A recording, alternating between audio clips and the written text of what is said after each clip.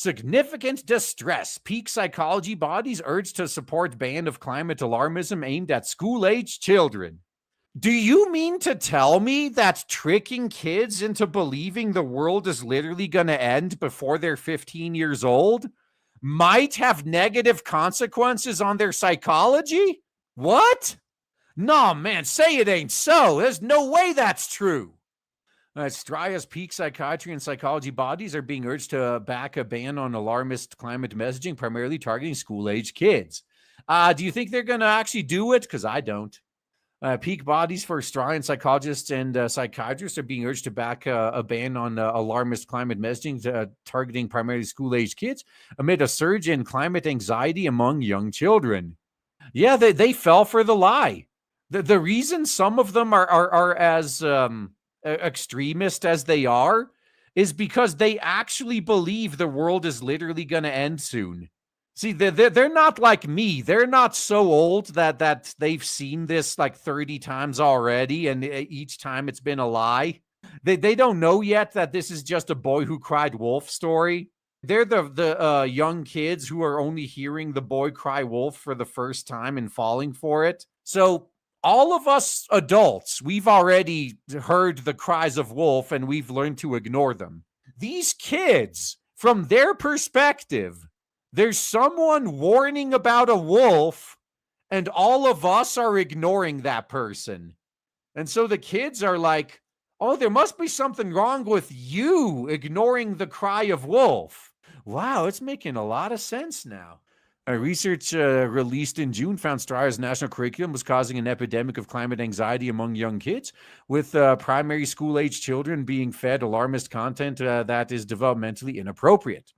Leading indoctrinational development psychologist Claire Rowe, who authored the research, has now written to the Australian Psychological Society, the Australian Association of Psychologists, the Royal Australian and New Zealand College of Psychiatrists, urging them to back a series of measures to combat the growing threat to children's mental health.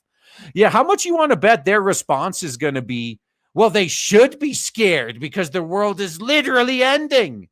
A statement released Friday, Ms. Rose said the psychological profession must confront potential harm that can unintentionally be caused by well-intentioned but cognitively unsuitable climate indoctrination. Yeah, I at this point, stop giving them the benefit of the doubt. Like that is something our side needs to stop doing. Stop treating them like they're just misguided good people. That only applies to a small minority of them. Most of them are pure fucking evil, and they need to be treated as such. Clinicians are seeing a surge in childhood climate anxiety in young children who do not have the neurological capacity to process existential threats as presented in their national curriculum. Adults have a duty to protect, not burden by the developing minds of children, Ms. Rose said. Well, but that's only if you're actually trying to protect them. But what if you're trying to damage them on purpose so they'll turn into loyal foot soldiers for your cause? Now it's different, huh? Ms. Rose's letter to the peak bodies highlights the research published by the Institute of Public Affairs showing that the current climate indoctrination practices are contributing to clinically significant distress. Drawing on the developmental neuroscience and psychological theory, the research finds that even if well-intentioned, climate indoctrination is often misaligned with children's cognitive and emotional capacity. No, it's not. It's targeted at them. They're doing this on purpose. Stop trying to give them the benefit of the doubt. They are intentionally trying to scare these kids into honestly believing the world's going to end in 10 years if we do nothing, to get them to attack their own parents, to be foot soldiers for the cause. They know what they're doing. They're doing it on purpose. Stop trying to pretend like they're just good people who have the wrong idea. They are pure evil. Foot soldiers just mispronounce their pronouns and they will freak out. They can still be used as cannon fodder, at least. They could be a distraction. Among the key findings highlight that children aged 5 to 12 do not yet possess the abstract reasoning skills required to possess or to process existential threats or from climate change without undue emotional burden.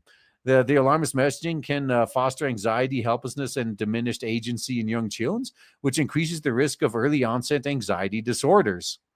Yeah, I'm starting to realize I think there is a correlation, not necessarily a causation, but there's a pretty good case for it. But there is a correlation between rising children's mental health issues and rising fear mongering targeted at children. It's all starting to come together. And the trusted adults, such as teachers and clinicians, may be intentionally exacerbating this anxiety by reinforcing narratives that offering developmentally appropriate coping strategies. As psychologists, our primary ethical duty is to safeguard the psychological well-being of all clients, including children, based on the sound developmental science. Yeah, the entire profession should be getting fired if that's the case, because they've been doing the opposite.